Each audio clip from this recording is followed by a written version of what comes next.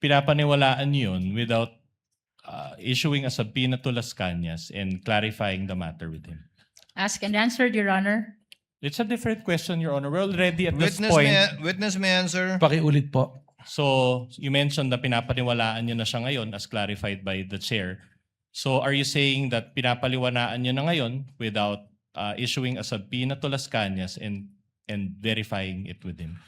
Hindi po nag-issue ng subpoena kay Las Cañas, pero meron pong naging verification process. All right. But not with Las Cañas, who is the author of that document. As and answered po, Your Honor. The presiding officer would like to remind the witness to kindly avoid making a ruling for and behalf of the presiding officer. Pasensya na po, Your Honor. But the gentleman would have been correct. The presiding officer would have said the same thing. Thank you for saving me the trouble. But try to avoid that, Director Matibag. Sorry po, Your Honor. All right. Thank you. Thank Counsel you. may proceed. All right. Director Matibag, yesterday I identified 2 videos and you related it with the alleged pattern of behavior of VP Sara, correct? The first video that you showed, I think, involved the sheriff. Tama po. All right. But that incident, will you confirm that that incident took place on July 1, 2011?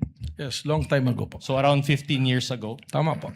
And did you still find it relevant to use that video?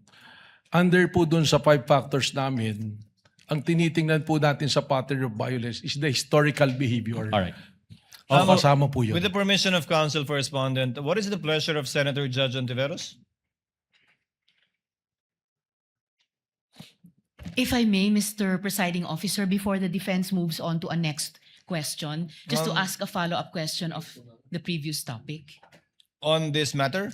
On the matter of the Las Cañas affidavit, Mr. The Presiding lady Officer. may proceed with that question on Las Cañas only. Salamat po, Mr. Presiding Officer. Follow-up question, Mr. Witness. According to your testimony yesterday, you reviewed Arturo Las Cañas' affidavit as part of the larger investigation concerning the Vice President's capacity to carry out the alleged threat. Sa pagkakaalam po ninyo, Director, at batay din sa larger investigation na iyon, sinagot po ba ng Vice Presidente sa anumang paraan yung mga alegasyon sa affidavit na yon ni Las Cañas? Your Honor, marami po kasi kaming, yun nga po yung gusto kong ipaliwanag, marami po kasi kaming mga ikinonsider na tinatawag natin po na open source intel. Yan na po yung mga news, mga report. At nung tinitingnan po namin yan, si Arturo Las Cañas, meron pa po siyang lumabas na balita noon nung isinumite niya itong affidavit na to sa ICC. At maalala ko po, meron din po lumabas sa balita na mismong si Vice President Sara Duterte, parang sinasabi po niya roon na hindi ko kailangan ng DDS para gumawa ng kayang gawin ng DDS. Something to that effect po. Na-consider po namin lahat po yan. Sa sinabi di umano ni Vice President, sinabi niya hindi niya kailangan ang DDS para gawin ang yung kayang gawin ng DDS. Something ng like that po. DDS. Opo. Hindi ko po eksaktong ma-recall yung phrase na pagkakasabi po. Salamat, Mr. Witness. I may return to that point later. The lady today, may do Mr. so after Presiding Officer. the Salamat po. cross, redirect, and recross. When she avails of her time, counsel for respondent may proceed. All right, let's go back to the sheriff incident. I'm glad you mentioned history or historical background. Are you aware that that sheriff incident pertains to relief operations that were being conducted by the Vice President, then Mayor at that time, or Vice Mayor? Ang pagkakaalam ko po doon sa balita na yun, itong sheriff na to is trying to enforce a valid order from a legitimate court, demolition order po ito, na ayaw ipatuloy po ng then Mayor and now Vice President. So, Alright. I might not be aware of a relief operation, baka po paliwanag po sa akin. Are you aware? I'll just ask you if you're aware. Are you aware that it involved a flash flood? This incident happened after a flash flood in that particular community. Hindi po lumabas siya If you sa know, balita. if you know. All right. I have no knowledge of that. Are you aware that VP Sara asked that sheriff for an extension of 2 hours just to help the victims? Yung po yung lumabas sa balita. Alright. And this sheriff and the demolition that you mentioned involved the demolition of informal settlers in that area. Opo, kaya po may order of eviction. Ibig sabihin po, informal settlers po yung Are you papalish. aware that 30 people died during that incident? I have no knowledge of that, Your Honor. So in other words, are you also aware that it was the sheriff's refusal to provide the 2-hour extension? That's why VP Sara got Well, angry. that is the claim of the then mayor. If you know only, if you know. I have no You knowledge have of no that. Your knowledge. All right. I'll move on to a new point. Now, you also mentioned to establish this alleged pattern of behavior, the October 18, 2024 press con, correct? Tama po. And this press con took place obviously before the material that you used or the November 23, 2024 press con. Tama po. All right. I'm showing you a video.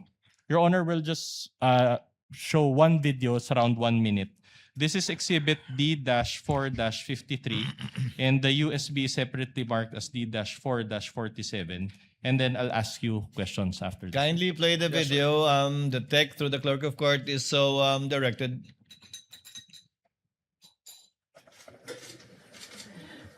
Inulit ng bata, louder this time. Mr. President, can I have your watch as a graduation gift? Nasagot niya. Why? Why will I give you my watch? At that point, may sakit na ako. Wasn't feeling very well. Nandun lang ako, nakakatayo ako dun kasi may gamot ako. Gusto ko tanggalin yung ulo niya ba?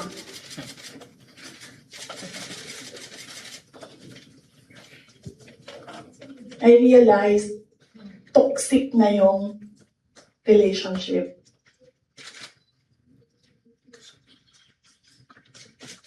And it did not help na itong dalawang katabi ko, tumawa pa.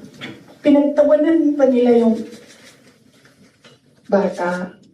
And I saw the humiliation sa face ng bata. I wanted to help him. Gusto ko sabihin sa kanya, itong relo ko na lang, relo ito ng Vice President, ito relo ng Presidente, pero I hope this will do. And then I realized na baka mas lalong mapahiya yung bata if I do that. So I just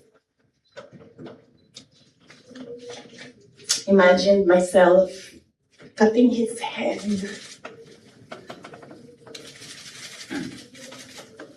Gusto ko ganun din ang All right. So is this the First of all, did you watch this whole video, Director Matibag? I've watched not the entirety of the video. Not the entirety, Yeah. because it's a long video. It's That's correct. almost 2 hours. But my question to you is this: is this the video where you based your finding that VP Sara said, gusto kong tanggalin ang ulo niya, imagine cutting his head off? Is this the one?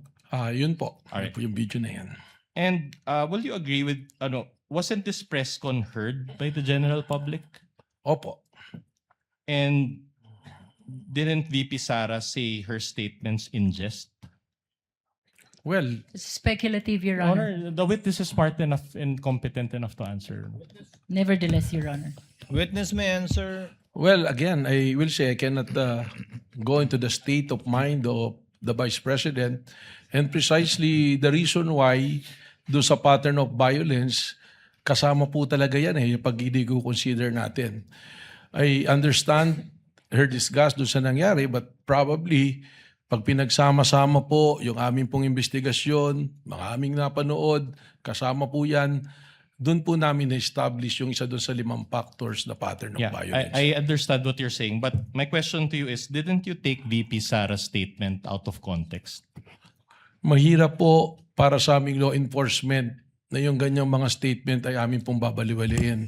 Katunayan, alam naman po natin, kahit nga biro, halimbawa po, yung bomb joke nga po sa aeroplano, hinuhuli natin. It's a different thing if you're doing a bomb joke dyan sa aeroplano tsaka sa open field na kayo lang. So, Alright. sa amin po sa law enforcement, we have to give credence to that and i-process po namin. So at any rate, you consider this portion of VP Sara's statement to be grave and serious, to be a grave and serious threat based on the standards that you mentioned yesterday. Hindi po yun ang sinabi ko. Ang sinabi ko po, kasama siya dun sa i-consider na marami pong factors para ma-establish po ang pattern of violence. Isn't that kind of a stretch? It's argumentative, Your Honor. Argumentative, move on, counsel. Nothing further, Your Honor. Thank you.